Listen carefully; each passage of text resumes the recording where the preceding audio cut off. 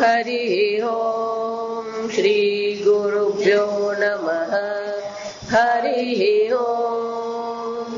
ओम पार्थाय प्रतिबोधितां भगवता नारायणेन स्वयं व्यासेन ग्रथितां पुराणमुनिना मध्ये महाभारतम् अद्वैतामृतवर्षिणीं भगवतीम् अष्टादशाध्यायिनीम्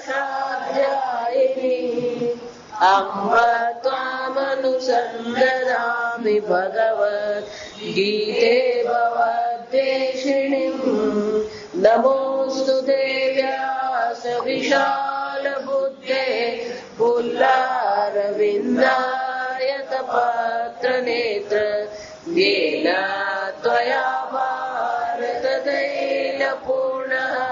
प्रज्वालितो ज्ञानमय प्रदीपः प्रपन्नपारिजाताय स्तोत्रवेत्रैकपाणये ज्ञानमुद्राय कृष्णाय गीतामृतदुहे नमः। सर्वोपनिषदो गावः भोगा गोपालनन्दनः पार्थो वत्स सुधीर्भोक्ता दुग्धं गीतामृतं महत। वसुदेवसुतं देवं कंसचाणूरमर्दनं देवकी परमानन्दं कृष्णं वन्दे जगद्गुरुं। भीष्मद्रोण तथा जयद्रथजना गान्धारनीलोत्पला शल्यग्राहवती कृपेण वहने कर्णेन वेलाकुला अश्वत्थाम विकर्णघोरमकरा दुर्योधनावर्तिनी सोत्तीर्णा खलु पाण्डवैरणनदी कैवर्तकः केशवः पाराशर्यवचः सरोजममलं गीतार्थगन्धोत्कटम् नानाख्यानककेसरं हरिकथा सम्बोधनाबोधितम्। लोके सज्जन षट्पदैरहरः पेपीयमानं मुदा भूयात् भारत पंकजं कलिमल प्रध्वंसिन श्रेयसे। मूकं करोति वाचालं पङ्गुं लङ्घयते गिरिं यत्कृपातमहं वन्दे परमानन्दमाधवम्। यं ब्रह्मा वरुणेन्द्ररुद्रमरुतः स्तुन्वन्ति दिव्यैस्तवैः वेदैः साङ्गपदक्रमोपनिषदैः गायन्ति यं सामगाः। ध्यानावस्थिततद्गतेन मनसा पश्यन्ति यं योगिनः यस्यान्तन्न विदुःसुरासुरगणाः देवाय तस्मै नमः। ॐ सहना भवतु सहनौ भुनक्तु सह वीर्यं करवावहै तेजस्विनावधीतमस्तु मा विद्विषावहै। ॐ शान्ति शान्ति शान्तिः। 7मो अध्याय 3जो श्लोक। मनुष्याणां सहस्रेषु कश्चिद्यतति सिद्धये यततामपि सिद्धानां कश्चिन्मां वेत्ति तत्त्वतः।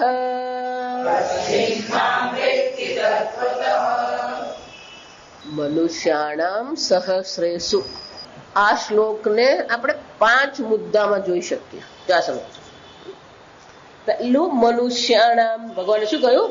મનુષ્યોમાં. એનો શું થયો? અન્ય સર્વ જે યોનિઓ જે છે એમાં કોઈ પણ પ્રકારે આ મોક્ષ માટેની ઈચ્છા કે શક્યતા છે જ નહીં. મનુષ્યોમાં એમ કહી દીધું એટલે પહેલું શું થઈ ગયું? આપણે અત્યારની ભાષામાં કહે ને ફિલ્ટ્રેશન કહેવાય. મનુષ્ય એમ કહ્યું શું થયો? બાકીના બધા બાકાત થઈ ગયા. ફક્ત મનુષ્યોમાં. કેમ કે ઈતર યોનિઓ જે છે ત્યાં સમજો કેમ મનુષ્યોમાં જ, પશુ પક્ષીઓમાં કેમ નહીં, દેવતાઓમાં કેમ નહીં? કઠોપનિષદમાં પણ યમરાજા શું કે છે? દેવાનામ દુર્લભ. આ જ્ઞાન દેવતાઓ માટે પણ કેવું છે? દુર્લભ છે. અન્ય યોનિઓને ભોગ યોની કહેવામાં આવે. આ શું? અન્ય બધી જે મનુષ્ય સિવાયની જે યોનિઓ છે બધી કેવી છે? ભોગ યોની છે. એમાં એ લોકો ભોગ કરી રહ્યા છે. પૂર્વ જન્મમાં કરેલા કર્મ જે છે, પાપ પુણ્ય છે, એ પાપ પુણ્ય ભોગવે ખરા એ બધા, પણ નવા પાપ પુણ્ય ઉત્પન્ન થઈ શકે? કેમ? કારણ કે કર્મની સ્વતંત્રતા છે ને. કર્મણી એવ તવ અધિકાર. ભગવાન મનુષ્યને કહે છે કર્મ કરવામાં તને સ્વતંત્રતા છે, અધિકાર છે. જ્યાં કર્મની સ્વતંત્રતા હોય ત્યાં જ પછી શું થવાનું? આ મોક્ષની પણ ઈચ્છા થઈ શકે. કર્મની સ્વતંત્રતા છે તો બંધનનો અનુભવ છે, બંધનનો અનુભવ છે તો મોક્ષની ઈચ્છા છે. જો વિચારો, કૂતરો જે છે કે ગાય છે કે બિલાડી છે, કૂતરાને ક્યારેય પેલી ગાયને જોઈને એમ થાય ઈર્ષ્યા આવે? ક્યારેય? જો ગાયનું કેવું સરસ પાલન કરે છે, ગાયને માતા કે છે, મને કોઈ પિતા કહેતું નથી.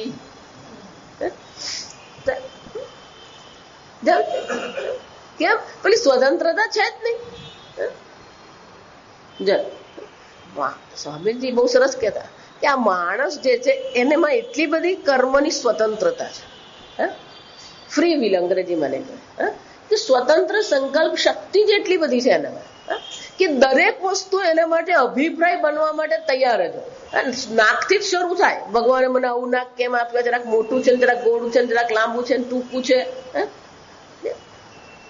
એમાં બહેનો તો પૂછવાનું જ નહીં. આ સમજ પેલો આઈબ્રો થી જ શરૂ થાય.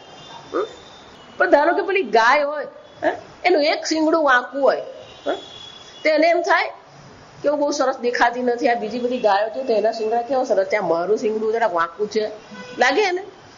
પેલી ગીર ગાય લાલ છે, પેલી અહીંની ગાય સફેદ હોય તો એને એમ લાગે તો આ કેટલી ગોરી છે, હવે મારે શું કરવું જોઈએ?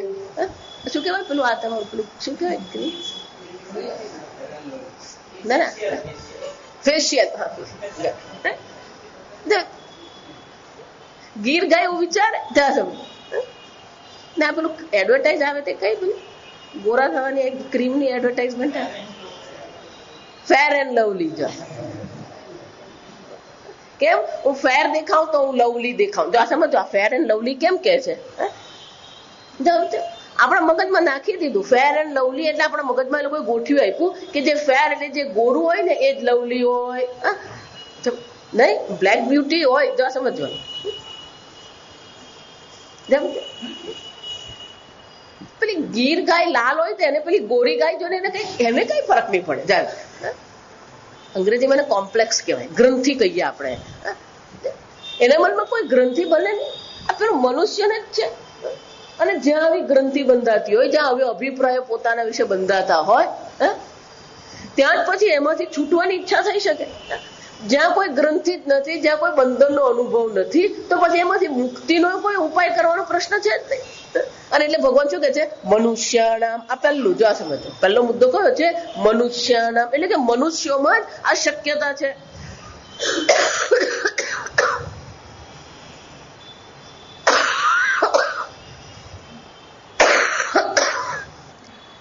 ગળું ના પાડે ઉધરસ ખાવાનું નહીં. મનુષ્યાણામ. બીજું સહસ્રેષુ. બીજો મુદ્દો કયો છે? હજારોમાં. કેમ કે મનુષ્ય બન્યા પછી પણ ધર્મમાં, અધ્યાત્મમાં રુચિ થવી શું છે? દુર્લભ જ છે. ભગવાનની પૂજા કરવી, પાઠ કરવું, જાત્રા કરવી. અંગ્રેજીમાં પ્રાયોરિટી કહેવાય, અગ્રિમતા, પ્રાથમિકતા. આપણા જીવનમાં અગ્રિમતા શાની છે, પ્રાથમિકતા શાની છે? આપણે શાને પ્રાયોરિટી આપીએ? હું ભણું, મને નોકરી મળે, મને પૈસા મળે, મારો બંગલો બંધાય, મારો છોકરો થાય, છોકરો પરણે, છોકરાને તક પારણું બંધાય. આ આપણી પ્રાયોરિટી. જો વિચાર, આમાંનું એક જ નહીં હોય ને તો પેલો બિચારો એટલો દુઃખી થઈ જાય. એટલે માણસની બુદ્ધિ એટલી બધી વહેંચાયેલી છે, ધર્મ, અર્થ અને કામમાં બુદ્ધિ એટલી બધી વહેંચાઈ ગયેલી છે. જો એટલા માટે બહુ સરસ કથા છે કે એક રાજા બહુ ધાર્મિક, આધ્યાત્મિક, એ પણ એક ગુરુ પાસે બેસીને શાસ્ત્ર અધ્યયન કરે. એટલે એને શાસ્ત્ર અધ્યયનમાં મજા આવે. એટલે એને એમ થાય કે મારા દેશના બધા, મારા રાજ્યના બધાને પણ શું આવવું જોઈએ? આ સમજદારી આવવી જોઈએ. ધર્મ કોને કહેવાય, ભગવાન કોને કહેવાય, તત્વ કોને કહેવાય. એટલે મારા પ્રધાનને કયા કરે કે આ બધાને માટે હોવું જોઈએ. એટલે પ્રધાન કે રાજા તમે સમજો છો એટલું બસ છે. પણ રાજા વાજા વાંધ રાજા સમજે એટલે માને નહીં રાજા. પ્રધાન ના પાડે ને એટલે પછી પેલો રાજા વાજા વાંધ, રાજા ના પાડે ને ગમે નહીં. પ્રધાન ના પાડે પેલું રાજાને ગમે નહીં. એટલે કે રાજા તમને એવું લાગે છે ને તો કે એક કામ કરીએ, હું તમને એક પ્રયોગ બતાવું, એમાં જે પાસ થાય ને એને પછી તમે આ બેસાડો. એટલે પેલો રાજા કે અચ્છા, કે તમે એવી જાહેરાત કરો કે પૂર્ણિમાને દિવસે રાજ્યની બહાર મેદાનમાં મેળો ભરાશે, હું મધ્યમાં બેસીશ, મારી પાસે જે આવીને જે માંગશે ને હું આપીશ. અને પ્રધાને કહી દીધું કે તમારે ત્યાં બેસી જવાનું, તમને હું સરસ મજાનું તૈયાર કરી આપીશ મકાન, તમારે ત્યાં બેસવાનું, આરામથી બેસજો અને જોયા કરજો ખેલ. તમે પ્રધાને શું કર્યું? રાજાએ જાહેરાત કરી, જે મારી પાસે આવશે બધાને આવવાની છૂટ, અને જે આવે અને જે માગે હું શું કરીશ? આપીશ. પ્રધાને શરૂઆત ક્યાંથી કરી કે રાજા સુધી પહોંચવા માટે પેલા કુંડાળા થઈ જાય ને પછી, એટલે પહેલું જ બધું ખાવાના સ્ટોર બનાવી દીધા. જો આપડા શું કહે ને આ લોકો, ફૂડ ઝોન. ફૂડ ઝોન શું કહેવાય? Food zone. બધું મફતમાં. પછી બીજું એ પાર કરે ને એટલે પછી કપડા, વાસણ, એ પૂરું થાય એટલે પછી આવે બીજું. એટલે બધા લોકો આવે અને પછી જોયે કે મફતમાં મળે, બધા ક્યાં અટકી જાય? ચાલો પેલા ખાઈ તો લઈએ રાજા પાસે, પછી જઈએ. કે ક્યારે પહોંચવાના? આટલા બધા લોકો રાજા પાસે જાય, આપણો સમય ક્યારે આવે ખબર નથી. એટલે શું કરીએ? પેલા ખાઈ પી લઈએ, ખાવ. જો પેલા નવા નવા કપડા છે, બધી નવી નવી વસ્તુઓ છે, પછી પેલું ત્રીજું ઘર વખરીની વસ્તુઓ. હા જો આપણે ત્યાં ટેબલ નથી, આ લઈ લઈએ, ચાલે આપણને. પેલો કે ચાલ એક કામ કરું, ટેબલ મૂકીને આવું. જો ટેબલ અનેક પ્રકાર. પછી પેલું ચોથું, પણ અનેક પ્રકારના હોમ હવન થાય, પછી બધા બેઠેલા પંડિતો, જ્યોતિષો. પેલો કોઈ કે અંબા માતાને દોરો બાંધો, જાત જાતનું ચાલે. આ સમજ આ એક પછી એક પેલો પાર કરે ને પછી ક્યાં પહોંચવાનો હોય?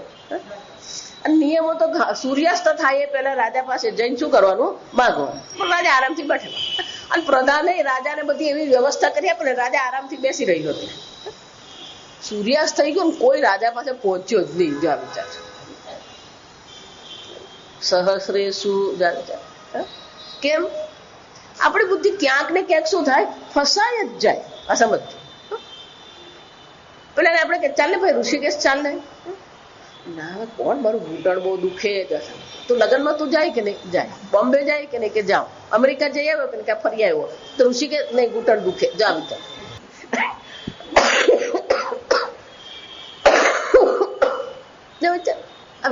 બુદ્ધિ જ આવી. કેમ? પણ મહત્વ છે જ નહીં. એટલે ભગવાન શું કહેવું પડે? સહસ્રે, હજારો મનુષ્ય કોક. કેમ? પણ ઘર છોડવા જ તૈયાર નહીં. અસમ. એટલે શું કે કોઈક, જો એટલા માટે શાસ્ત્રમાં વાક્ય છે, ઈશ્વર અનુગ્રહ દેવ પુંસામ અદ્વૈત વાસના.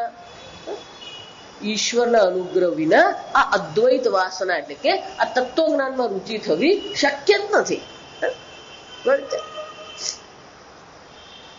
શંકરાચાર્યજી પણ શું કહી ગયા? દુર્લભમ ત્રયમેવ તત.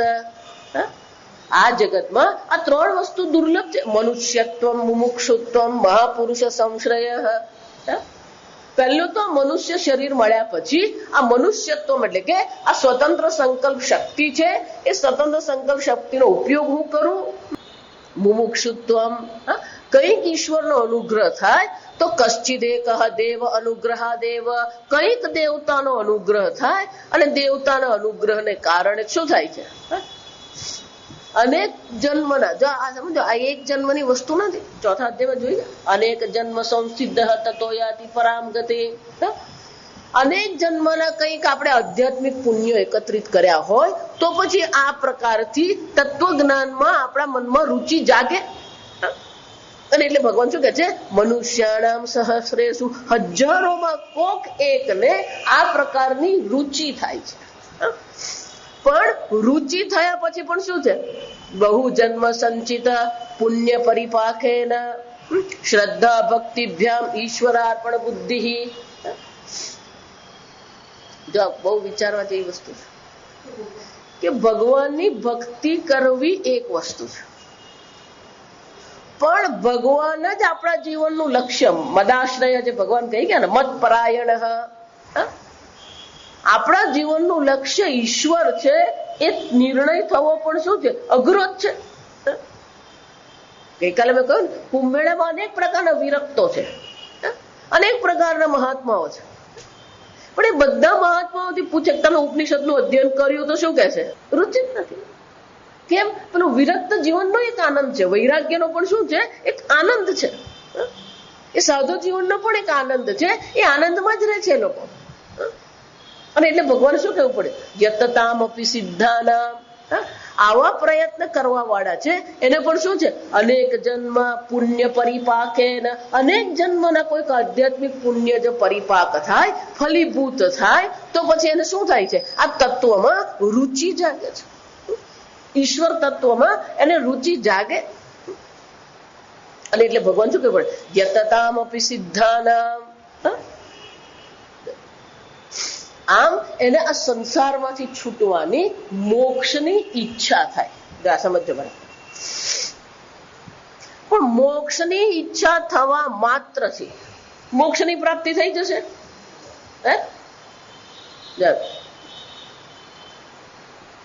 પેલો કોઈ શું કે એક વાર આ સ્ટેજ પર આવીએ ને એટલે ભક્તિ છે, સાધુ જીવન છે, વૈરાગ્ય છે.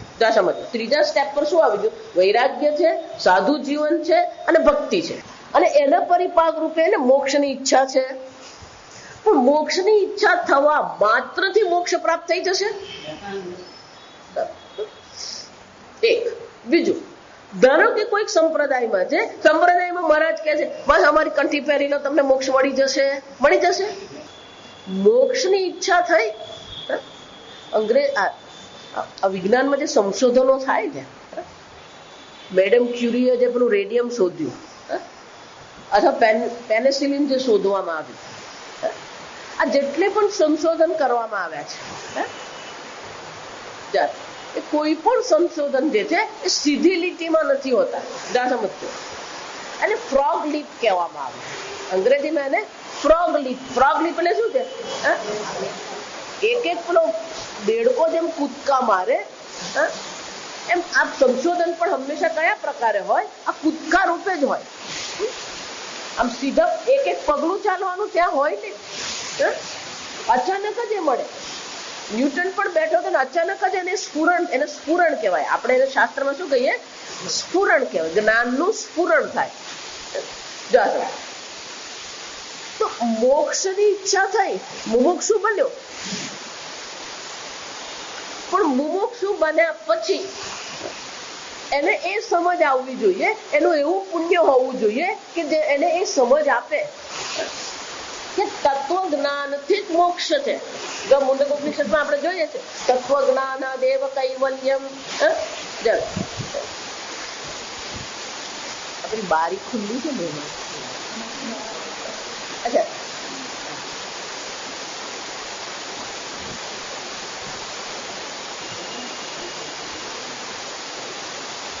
કઈ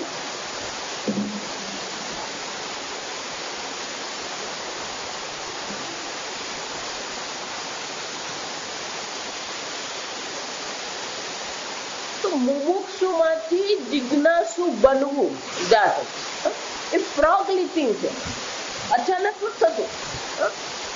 કેમ? એટલે મોક્ષની ઈચ્છા થયા પછી એ સમજ આપણામાં આવવી જોઈએ કે જ્ઞાનથી જ મોક્ષ છે. એટલે ચોથા અધ્યાયમાં આપણે જ્ઞાનનો મહિમા જોઈ ગયા. નહીં જ્ઞાનેન સદૃશમ પવિત્રમિહ વિદ્યતે. ભગવાન ત્યાં શું કે છે?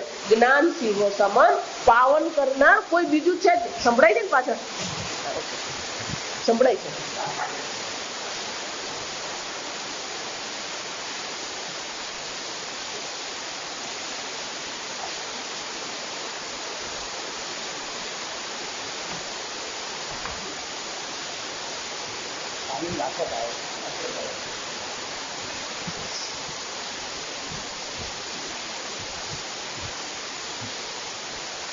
એટલું જ નહીં, અહીંયા પણ ભગવાન શું કહે છે? જ્ઞાનમ તે હંસ વિજ્ઞાનમ.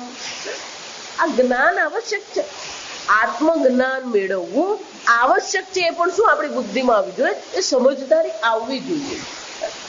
પણ જ્યાં સુધી ઈશ્વરનો અનુગ્રહ છે જેને કારણે એને મનુષ્ય શરીર મળ્યું, ઈશ્વરનો અનુગ્રહ છે જેને કારણે એને વૈરાગ્ય થયો, ઈશ્વરનો અનુગ્રહ છે જેને કારણે એને મોક્ષની ઈચ્છા થઈ. પણ આટલા માત્રથી મોક્ષ મળવાનો નથી. અને એટલા માટે શાસ્ત્ર એવું કે છે કે ઈશ્વરનો અનુગ્રહ થયો, એને અદ્વૈતની વાસના થવી પણ શું છે? અચાનક જ થશે? થઈ જાય નહીં. એના માટે બે કૃપાની જરૂર પડે. એક ગુરુ કૃપાની જરૂર પડે, બીજી શાસ્ત્ર કૃપાની જરૂર પડે. એટલે ગીતામાં ચોથા અધ્યાયમાં ભગવાન શું તદ્વિદ્ધિ પ્રણિપાતેન પરિપ્રશ્નેન સેવયા. એ ગુરુને શરણે તું જા, ગુરુ તને ઉપદેશ કરશે, ગુરુ તને તત્વજ્ઞાનનો ઉપદેશ કરશે. આમ એકવાર મુમુક્ષુ બન્યા પછી ગુરુની જરૂર પડે. પણ ગુરુ શોધવો કેમ? આપણે ત્યાં તો પ્રશ્ન બહુ મોટો. અને આજકાલ પણ નોકરી બદલે ને પેલો ગુરુ બદલે. જો તમે એક ગુરુ પાસે ક્યાં પણ બહુ ફાવ્યું નહીં. હકીકત કહું છું, આ 22 વર્ષનું શાસ્ત્ર અધ્યયન કરાવું છું ને એવા કેટલાય લોકોને જોયા. પેલા પ્રવચનમાં આવતા પછી અચાનક આવતા બંધ થઈ ગયા. એટલે પછી ક્યાં ગયા હતા? ના ના, પેલા સ્વામીજી મળે ને, સ્વામીજી બહુ સરસ ધ્યાન કરાવે ને, હું ત્યાં જાઉં છું. સરસ. પછી અચાનક 5 વર્ષ થયા ને એટલે મેં કીધું શું થયું? પેલા સ્વામીજી ના ના છોડી દીધા. કોને ગુરુ કહેવાય? ગુરુ કોને બનાવવાના? આપણે જેમ ભણીએ છીએ તો બધી કોલેજના નામ છે, એટલે આપણને ખબર છે કે આ કોલેજનું એક સ્ટાન્ડર્ડ છે, એક ધારા ધોરણ છે. પણ આધ્યાત્મિક જ્ઞાનની જયારે ચર્ચા આવે તો ગુરુ કોને બનાવવા, ગુરુ કોને કહેવાય? અર્જુને પણ જયારે ભગવાને પ્રશ્ન પૂછ્યો સ્થિત પ્રજ્ઞ છે કા ભાષા, આ સ્થિત પ્રજ્ઞ કોણ છે? જ્ઞાની કોણ છે? મારે કેમેસ્ટ્રી રસાયણ શાસ્ત્ર શીખવું હોય તો મારે પેલા રસાયણ શાસ્ત્રી જે છે એની પાસે જવું પડે. મારે ખગોળ શાસ્ત્ર શીખવું હોય તો ખગોળ શાસ્ત્રી પાસે મારે જવું પડે. એ મારે તત્વજ્ઞાન મેળવવું તો કોની પાસે જવાનું? તત્વજ્ઞાની પાસે જવાનું. પણ તત્વજ્ઞાની કોણ કેમ ખબર પડે? સ્વામીજી બહુ મજાક કરતા, જેની સફેદ લાંબી દાઢી હોય,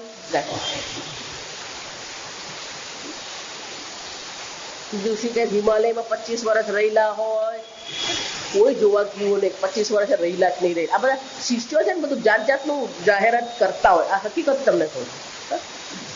અને ગુરુજી 15 વર્ષ કેદારનાથ થી પણ ઉપર એમણે સાધના કરી. કોણ જોવા ગયું? પણ આપણે આવી બધી વાતોમાં એટલી બધી શ્રદ્ધા પડે, આ જોવા જેવું છે. હમણાં એક પેલું જુદું ચક્કર છે, એમના ગુરુજી 350 વર્ષના છે, હજી પણ હિમાલયમાં. કોણ જોવા ગયું મને કહો? અને પાછો પેલો ફોટો બતાવે, સાવ પેલા પતલા સરખા પાંસડા દેખાતા હોય એ પેલો ફોટો બતાવે છે. એટલે ફોટો જોઈને પેલો પગે લાગે. ભલે એના ગુરુ 350 વર્ષ, આપણને કઈ વાંધો નથી. ભલે એના ગુરુ ઋષિકેશ છે, કઈ વાંધો નથી.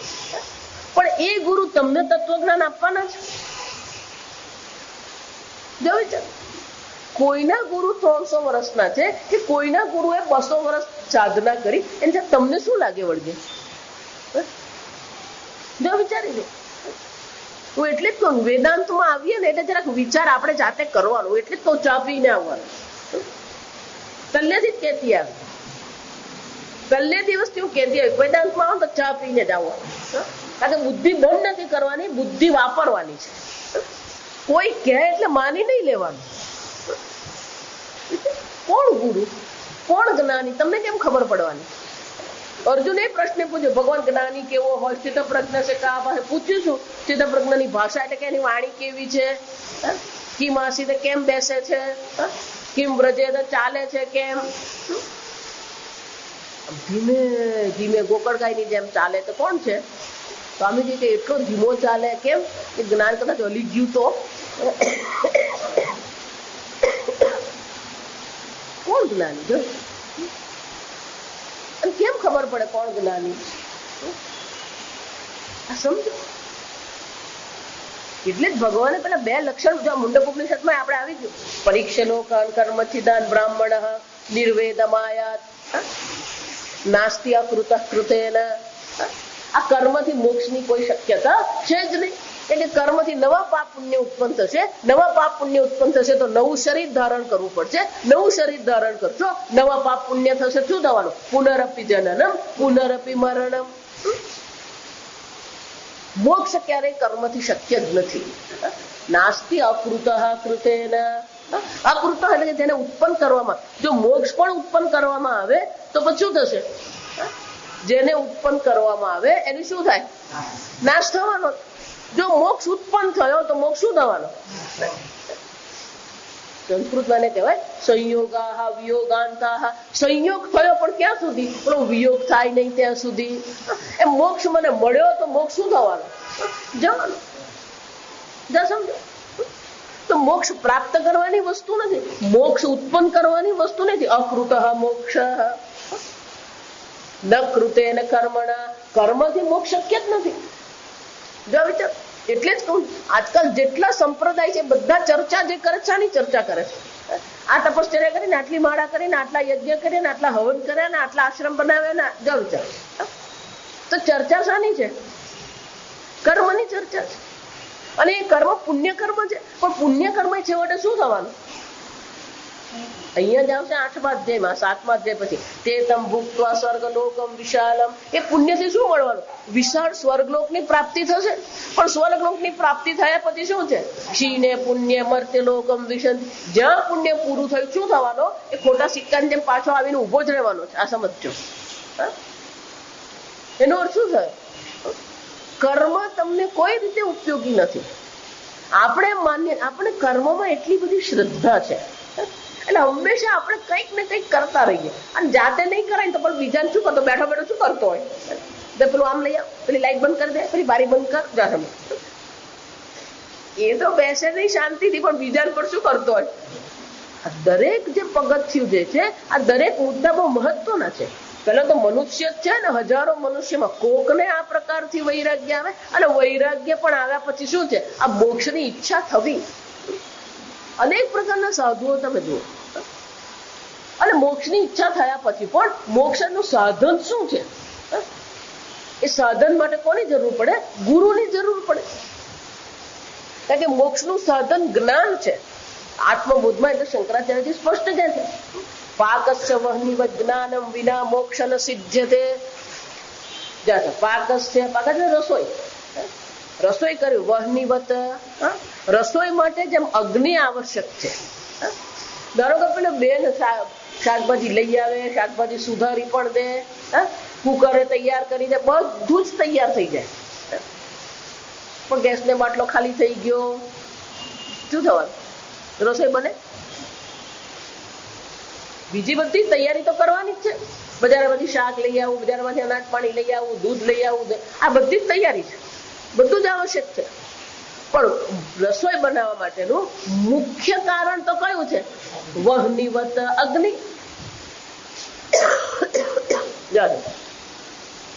જેમ અગ્નિ વિના રસોઈ નહીં થાય, જ્ઞાન વિના મોક્ષ ને સિદ્ધતિ, એ જ રીતે જ્ઞાન વિના મોક્ષની કોઈ શક્યતા. નાના પણ અમારા ગુરુજીએ કહ્યું, જ્યાં આ સમજ આવે કે જ્ઞાન વિના મોક્ષ શક્ય નથી, એટલે પાછો બીજો પ્રશ્ન ઉભો થાય, જ્ઞાન કેવી રીતે મેળવવું? અમારા ગુરુજીએ કહ્યું, આમ ધ્યાન કરો એટલે જ્ઞાન થઈ જશે. કોણે કહ્યું? અમારા ગુરુજીએ કહ્યું, કેટલાક તર્ક છે ને જીવનભર યાદ રાખવાના, તો કોઈ તમને ઉલ્લુ નહીં બનાવે. પૂજ્ય સ્વામીજી અમને બહુ સરસ કહે કે આ જગતમાં જેમ વોલમાર્ટ ને બધા જે સુપર માર્કેટ છે ને, એમાં સ્પિરિચ્યુઅલ સુપર માર્કેટ છે. અને સુપર માર્કેટમાં બધી જાત જાતની એડવર્ટાઇઝમેન્ટ ચાલતી હોય, અને આપણી બુદ્ધિ એવી છે ને, ગમે તે એડવર્ટાઇઝમેન્ટમાં ગમે ત્યારે ફસાઈ જાય. એટલે કેટલીક બાબતો આપણે હંમેશા યાદ રાખવાની. પહેલી વસ્તુ યાદ એ રાખવાની, મોક્ષ ઉત્પન્ન કરવાનો નથી. જો મોક્ષ ઉત્પન્ન કરવામાં આવે તો એનો શું થઈ જાય? નાશ થઈ જાય. એક જ્ઞાનથી મોક્ષ છે. જો વિચારી તો આ વાક્ય, દરેક વાક્ય જે છે ને એની પાછળ પાછળ ઘણા બધા અર્થ છે. હું એટલે કહું, ચા પીને જ્ઞાનથી મોક્ષ છે એનો અર્થ શું થયો? વિચારો તમે. જ્ઞાન ક્યારેય કોઈ વસ્તુ ઉત્પન્ન કરી શકે? જ્ઞાનમાં ઉત્પન્ન કરવાની શક્તિ છે. ધારો કે આ ઓરડો છે, અહીંયા અંધારું છે, આપણે કઈ જ દેખાતું નથી, એટલે છે કે નથી આપણે કઈ જ ખબર નથી. અંધારું છે એટલે બધું શું છે? એટલા માટે એને ઢંકાયેલું છે એવું કહીએ. અંધારાથી શું થયું છે? ઢંકાયેલું છે. જયારે પ્રકાશ કરવામાં આવે ત્યારે જયારે આ વસ્તુ દેખાય તો પ્રકાશ એ વસ્તુ ઉત્પન્ન કરી. પ્રકાશ શું કરે છે? જે છે એને શું કરે છે? પ્રકાશિત કરે છે. એમ જ્ઞાન કોઈ વસ્તુ ઉત્પન્ન કરશે નહીં. જ્ઞાનનો સ્વભાવ પ્રકાશ સમાન છે. જો એટલા માટે જ્ઞાનને પ્રકાશ કહીએ આપણે. હમણાં જ કહો કે મને પૂછ્યું કે તમે આ રંગના કપડા કેમ પહેરો છો? જા, આ કેસરી રંગ એ અગ્નિની જ્યોતનો સમજો ઉપલક્ષણ છે. અગ્નિ છે, પ્રકાશ છે. અંધકાર કાળો એ શું છે? અંધકાર છે. ગુકાર અંધકાર રૂકાર તન્નિવર્તક. આ ગુરુ કોને કહેવામાં આવે? ગુકાર અંધકાર. આ ગુકાર અંધકાર છે, અજ્ઞાન છે. રૂકાર તન્નિવર્તક, આ અંધકાર નિવૃત્તિ કરનાર પ્રકાશ છે. અંધકાર નિવર્તકત્વાદ ગુરુ ઇત્યભિધીયતે. તો જ્ઞાન જે છે શું કરે છે? વસ્તુ જેવી છે એવી એને શું કરી આપે? પ્રકાશિત કરી આપે. જ્ઞાન કોઈ વસ્તુને ઉત્પન્ન કરતું નથી. જે જેવું છે એવું શું કરે? એને બતાવે છે. એને જ્ઞાન કહેવાય. એટલા માટે જ્ઞાનને વસ્તુતંત્ર કહેવામાં આવે. વસ્તુતંત્ર એટલે વસ્તુ જેવી છે એવી આપણને દર્શાવે. વસ્તુતંત્ર. જ્ઞાન વસ્તુતંત્ર છે. આ ગલગોટો છે. જો વિચારજો, ધારો કે કોઈને મારા પર બહુ શ્રદ્ધા છે, હું એને એમ કહું આ મોગરો છે, ગમે એટલી શ્રદ્ધા હોય પણ આ મોગરો છે એમ હું કહું તો માને નહીં? માને. કેમ? એને જ્ઞાનથી વિરુદ્ધ છે. આ ગલગોટો છે, આ મોગરો નથી. તો આ ગલગોટો છે, જ્ઞાન છે. જેવું છે એવું જ એને આપણે જાણવાનું છે. તો એ જ રીતે જ્યારે એમ કહેવામાં આવે જ્ઞાનથી મોક્ષ છે, એનો અર્થ શું થયો? નિત્ય મુક્ત આત્મા. આત્મા તો કેવો છે? મોક્ષ સ્વરૂપ જ છે. પણ અજ્ઞાનને કારણે પોતાને શું માની લીધો? હું બંધનમાં છું. જો વિચાર, ઉપનિષદમાં બૃહદ ઉપનિષદ વાક્ય છે, નિત્ય શુદ્ધ બુદ્ધ મુક્ત સ્વભાવ.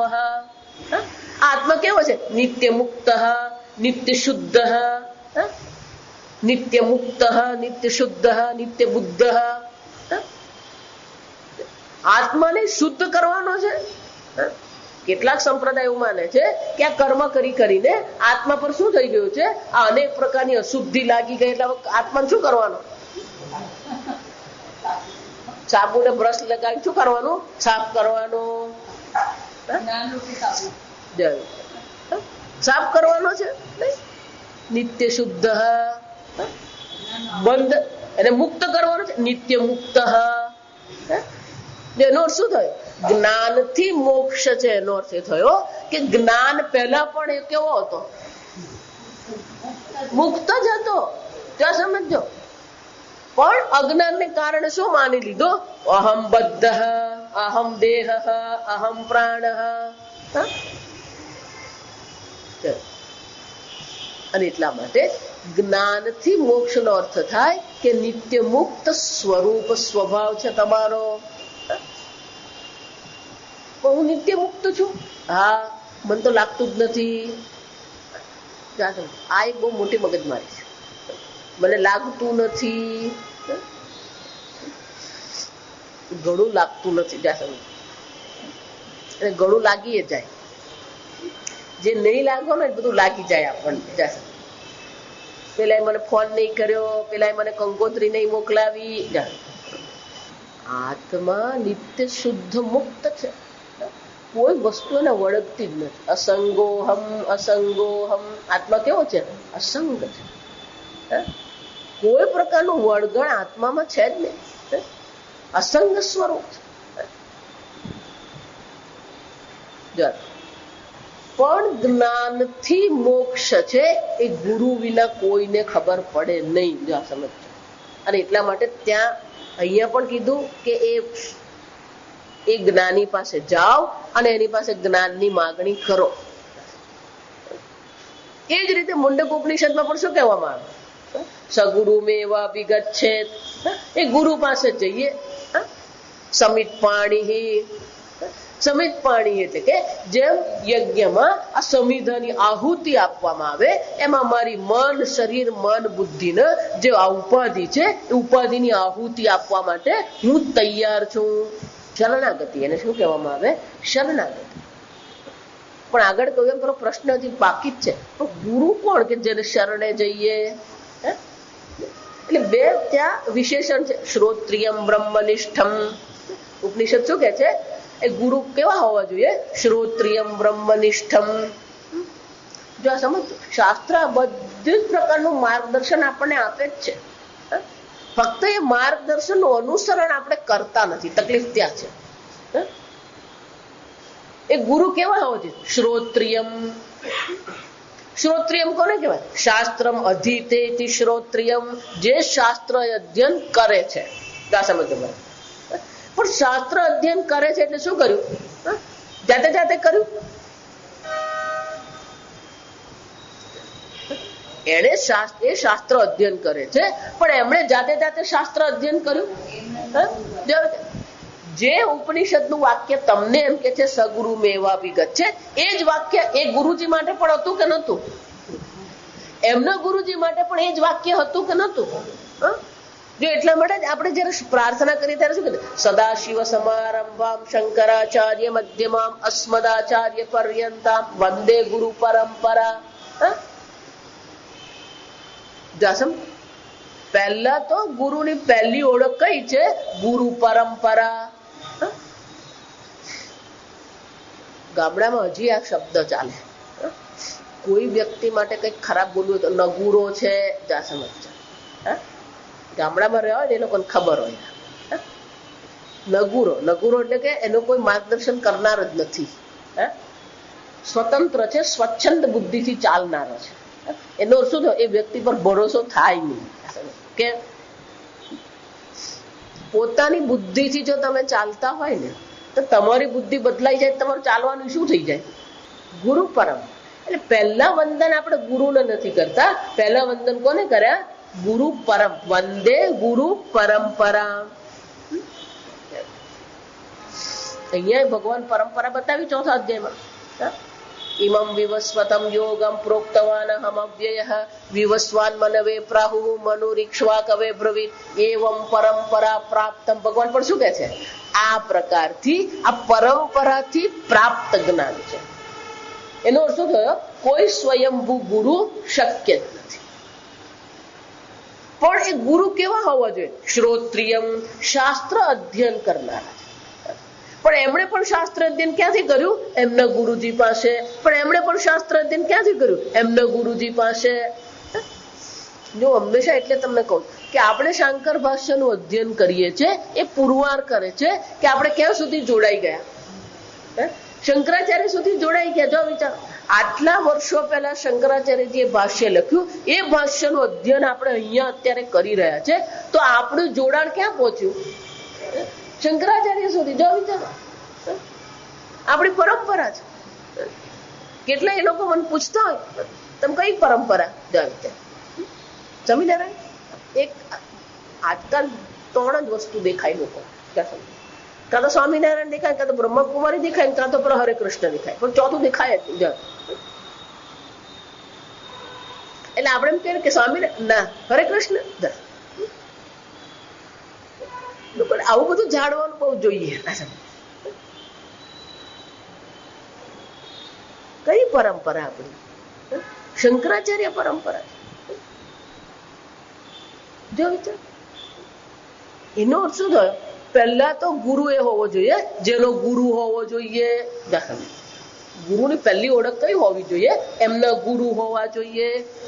અને ગુરુ હોવા જોઈએ જ નહીં, ગુરુ પાસે બેસીને એમણે શું કર્યું હોય? શાસ્ત્ર અધ્યયન કર્યું હોય. બાકી ગુરુ તો ઘણા ના હોય. જો આ સમજો. એટલે શંકરાચાર્યજી, અરે શ્રુતિ માતા શું કહે? શ્રોત્રિયમ. શાસ્ત્ર અધ્યયન ગુરુ પાસે કર્યું છે. અને એ ગુરુએ પણ શું કર્યું? એમના ગુરુ પાસે શાસ્ત્ર અધ્યયન કર્યું. આ પરંપરા છે. મુંડક ઉપનિષદમાં આપણે જોયું પરંપરા. બ્રહ્માજી છે પ્રથમ ગુરુ. પ્રથમમ સંબભૂવ. એ બ્રહ્માજી એમના શિષ્યને કર્યું, એમણે અંગીરાને કર્યું. જો અને પછી શૌનકજી અંગીરા પાસે ગયા. આમ ગુરુની ઓળખમાં પહેલી વસ્તુ એ હોવી જોઈએ કે પરંપરા હોય, પરંપરાની સાથે શાસ્ત્ર અધ્યયન હોય. એક પણ માત્ર શાસ્ત્ર અધ્યયન કામનું નથી. શ્રોત્રિયમ બ્રહ્મનિષ્ઠમ. બ્રહ્મનિષ્ઠ એટલે કે ગુરુ પાસે જે શ્રવણ કર્યું છે એ આત્મસાત કર્યું છે કે નહીં. જો આ ગાય હોય ને, એ બપોર સુધી ગાય શું કરતી હોય? ચરે, ઘાસ બધું ખાય. પણ બપોર પછી એ શું કરી જાય? ક્યાંક કોઈ વૃક્ષ નીચે બેસી જાય. વૃક્ષ નીચે બેસીને પછી એ શું કરે? વાગોળે. એમ જયારે આપણે શાસ્ત્ર અધ્યયન કર્યું છે, એ શાસ્ત્ર અધ્યયન આપણે શું કરવું પડે? વાગોડવું પડે. એ વાગોડીને શું થાય? આત્મસાત. અંગ્રેજીમાં એને માટે બહુ સરસ શબ્દ એસિમલેશન. બ્રહ્મનિષ્ઠમ એટલે કે ગુરુએ જે સમજાવ્યું એ બરાબર એ સમજ્યા છે. જો બરાબર સાંભળજો, જ્ઞાન સાધન છે એક. ગુરુ પાસે જ્ઞાન મેળવ્યું છે અને એ જ્ઞાનને આત્મસાત કર્યું છે. અને જ્ઞાનથી જો મોક્ષ છે તો બંધન કોને કારણે છે? અજ્ઞાનને કારણે. સીધી વસ્તુ, જ્ઞાનથી મોક્ષ છે તો બંધન કોને કારણે છે? અજ્ઞાનને કારણે. બરાબર.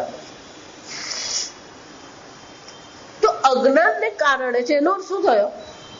જ્ઞાન પ્રાપ્ત કરવાનું છે કે અજ્ઞાનની નિવૃત્તિ કરવાની છે? અજ્ઞાનની નિવૃત્તિ કરવાની છે. અને અજ્ઞાનની નિવૃત્તિ કરવાની છે એનો શું થયો? જ્ઞાન હોય કે અજ્ઞાન હોય, એ બુદ્ધિમાં હોય, પ્રાણમાં હોય કે દેહમાં હોય, જ્ઞાન અને અજ્ઞાન ક્યાં હોવાનું? બુદ્ધિમાં જ હોવાનું. સમજો. પછી રસાયણ શાસ્ત્ર નું જ્ઞાન હોય કે તત્વ જ્ઞાન હોય, જ્ઞાન હંમેશા ક્યાં હોવાનું? બુદ્ધિમાં જ હોય. એનો શું થયો? અજ્ઞાન પણ ક્યાં હોવાનું? બુદ્ધિમાં જ.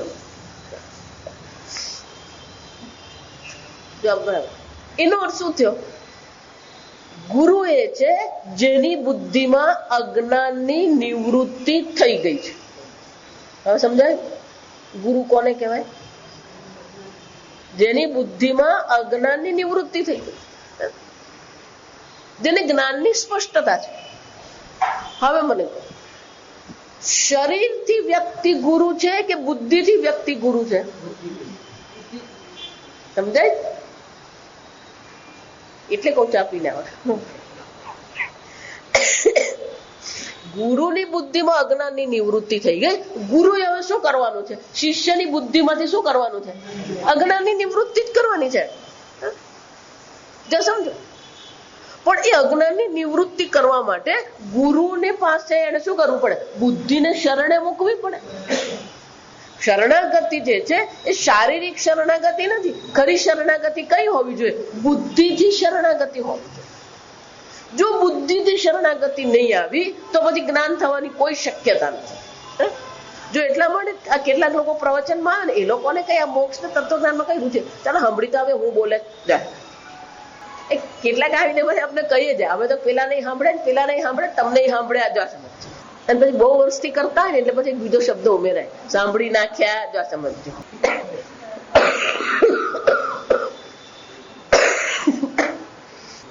શરણાગતિ ખરેખર બુદ્ધિની શરણાગતિ. એટલા માટે હું કહું કે જ્યાં સુધી ગુરુની બુદ્ધિ અને શિષ્યની બુદ્ધિનું એલાઇનમેન્ટ નહીં થાય ને ત્યાં સુધી ખરેખર શાસ્ત્ર અધ્યયનનો પ્રારંભ જ થતો નથી. પેલો હંમેશા પેલી બુદ્ધિ તો પોતાની એમ પકડી જ રાખે અને એમ માનવાની ગુરુ ખબર નહીં, ગુરુને બધી ખબર પડતી જ હોય. આ સમજ એટલે એનો અર્થ શું થાય? ગુરુએ ખરેખર અજ્ઞાનની નિવૃત્તિ કરવાની છે તો ગુરુની દ્રષ્ટિ પણ ક્યાં હોવાની? અજ્ઞાન પર જ હોવાની કે એની અજ્ઞાનની નિવૃત્તિ કેમ કરું. આ શાસ્ત્ર અધ્યયન દ્વારા અજ્ઞાનની નિવૃત્તિ કેમ થાય એ જ એનું લક્ષ્ય છે. તો શાસ્ત્ર અધ્યયન પણ શાના માટે કરાવવામાં આવે છે? અજ્ઞાનની નિવૃત્તિ માટે કરાવવામાં જશે. અને એટલે અહીંયા ભગવાન શું કહ્યું પડે? યતતામપી સિદ્ધાનામ. જો વિચાર, મનુષ્ય એક મુદ્દો, હજારો મનુષ્ય બીજો મુદ્દો, પ્રયત્ન કરવો ત્રીજો મુદ્દો, એટલે કે મોક્ષની ઈચ્છા થવી. એમાં પણ ચોથો મુદ્દો કેવો છે? યતતામપી સિદ્ધાનામ. આ પ્રયત્ન, હજારો પ્રયત્ન કરવા વાળોમાં પણ કોક જ એવો નીકળે છે જે ખરેખર બુદ્ધિથી શરણાગતિ સ્વીકારે છે, બુદ્ધિથી શાસ્ત્ર અધ્યયન કરવા તૈયાર છે. અને એટલે ભગવાન અહીંયા કે છે દુર્લભ છે. કેમ આ જ્ઞાન દુર્લભ છે? કારણ કે આ બધી કસોટીમાંથી એને શું કરવું પડે? પસાર થવું પડે છે. ઈશ્વરની બુદ્ધિ જે છે, ગુરુની જે બુદ્ધિ છે, એ જ પ્રકારથી આપણે પણ વિચાર કરતા શીખીએ. અને ગુરુ પોતે પણ એમ નથી કેતો, ગુરુ પણ છેવટે શું કરાવવું પડે? શાસ્ત્ર અધ્યયન ગુરુએ કરાવવાનું છે. તો એનો અર્થ શું થયો? શાસ્ત્રની દ્રષ્ટિ, ગુરુની દ્રષ્ટિ જે છે એવી જ દ્રષ્ટિ આપણે પણ કેળવવી પડે. અને એટલે શું કે છે? યતતામપી સિદ્ધાનામ કશ્ચિન મામ વેત્તિ તત્વતઃ. અને એટલા માટે અર્જુન, કોઈક એવો નીકળે છે જે ખરેખર ગુરુને શરણે જાય છે, જે ખરેખર બુદ્ધિ ધરી દે છે. અને એ બુદ્ધિ ધર્યા પછી પણ સમજતો કશ્ચિન મામ વેત્તિ તત્વ. પાંચમો મુદ્દો, ગુરુને શરણે ગયા પછી પણ બધાને તત્વજ્ઞાન થતું નથી. કોઈક જ મારા તત્વને ઓળખે છે. કે કેમ? કારણ કે દરેક પોતપોતાના પાપ પુણ્ય લઈને આવ્યા છે. દરેકના અનેક પ્રકારના પાપ પુણ્ય છે. દરેકના પોતાની પ્રકૃતિ છે. જો પાંચમા અધ્યાય જોયું કે સ્વભાવ વસ્તુ પ્રવર્તન, બધા શું છે? પોતાના સ્વભાવ પ્રમાણે જ વર્તન કરે છે. અને પોતાનો સ્વભાવ છોડવો અઘરો જ છે. પ્રકૃતિ યાંતિ ભૂતાની નિગ્રહ કેમ કરીષ્યતિ. ત્રીજા અધ્યાયમાં ભગવાન શું કહે છે? દરેક પોતાની પ્રકૃતિને એટલા બધા સમર્પિત છે કે પોતાના વિચારને જે શ્રેષ્ઠ માને છે. પેલો સામે વાળો ગમે તેટલી વાત કરે એ સાંભળવા તૈયાર હોય જ નહીં. અને એટલે કે છે કે પ્રયત્ન કરવા વાળામાં પણ ખરેખર તત્વને ઓળખનાર તો કોણ છે? કોઈ એક જ હોય છે જે ખરેખર આ તત્વને ઓળખી શકે છે. કેમ? જો આ સમજો, એક વાર બુદ્ધિ ગુરુને શરણે ધરી દીધી પછી બાહ્ય કોઈ વિઘ્નનો પ્રશ્ન નથી. વૈરાગ્ય છે, છોડી દીધું છે. જો આ સમજ, હવે જે વિઘ્ન છે આંતરિક વિઘ્ન કહેવામાં આવે. અને એટલા માટે શ્રુતિમાં એમ કે છે આત્માવારે દ્રષ્ટવ્ય, શ્રોતવ્ય, મંતવ્ય, નિધિધ્યાસિતવ્ય. શ્રોતવ્ય એટલે કે આ શાસ્ત્ર શ્રવણ કરવું જોઈએ, ગુરુ મુખે શાસ્ત્ર શ્રવણ કરીએ. કેટલાક લોકો એવું કે ના પણ હું જાતે વાંચી લઉં તો ચાલે કે નહીં, વાંચી લો, ના પાડવાની જ નહીં. હું હંમેશા બધાને કહું સુખી થવું ને તે ક્યારેય કોઈ ના પાડવાની, કરવા દેવાનું. પેલા નાના છોકરાઓ હોય ને, આ ચોમાસું આવે ને એટલે પેલા મંકોડા નીકળે. આ નાના છોકરા પેલા મંકોડા ચાલે ને જે લોકોને પેલું મંકોડા જોવાની બહુ મજા આવે. અને પેલો ચાલતો ને પેલો પકડવા જાય એટલે આપણે એમ શું કરીએ, નહીં પકડ નહીં પકડ. પેલો ના પાડે ને તોય પેલો જાય. એટલે હું હંમેશા કહું ના પાડવાનો, એક વાર પકડવા દેવાનો, પછી ખબર પડે કે હું પકડું કે મંકોડો પકડે. જો આ આપણે બિચારાની આંગળી તો એવી કુમળી હોય અને એમાં જો મંકોડા એ પકડ્યો ને પછી જિંદગી પર શું છે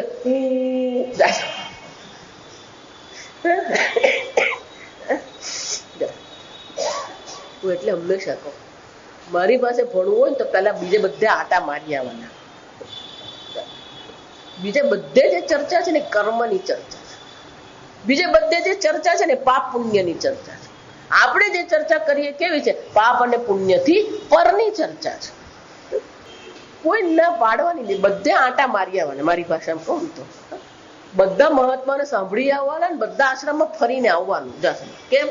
તો જ પછી આ પેલી બુદ્ધિ અહીંયા નિષ્ઠ થાય તત્વજ્ઞાન. નહીં તો પછી શું થાય, ક્યાંક પણ બાજુવાળા આવીને કે અમે ત્યાં આશ્રમમાં એટલું સરસ ચાલતું, એટલે આપણા મનમાં કુતૂહલતા. ગઈકાલે કીધું ને બધા કુતૂહલતા જ આ સમજતા.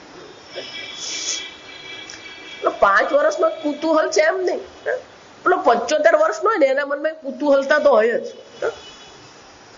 એટલે બધી કુતૂહલતા કાઢવી હોય ને ત્યાં બધે આટા મારી આવવાના. બહારના વિઘ્ન નીકળ્યા પછી પણ આંતરિક વિઘ્ન છે. શ્રોતવ્ય શાસ્ત્ર શ્રવણ કરીએ, મંતવ્ય મનન કરીએ એટલે કે જે શ્રવણ કર્યું છે એના પર આપણે વિચાર કરીને એને પાકું કરીએ.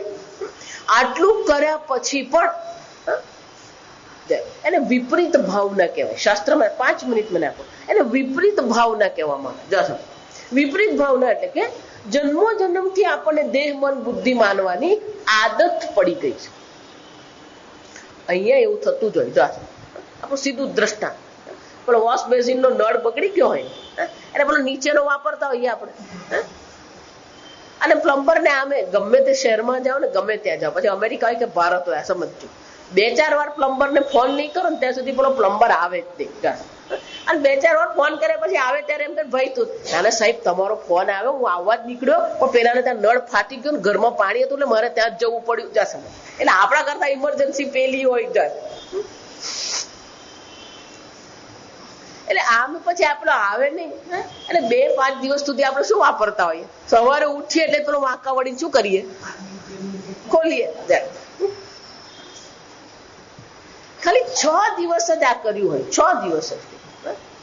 અને પછી એક દિવસ આપણને કહેવામાં આવે કે આજે પ્લમ્બર આવ્યો અને નળ નવો નાખી ગયો, પછી આપણે જોઈએ કે આ નવો નળ છે અને આપણને ખબર છે કે આ 500 રૂપિયા આપેલા છે.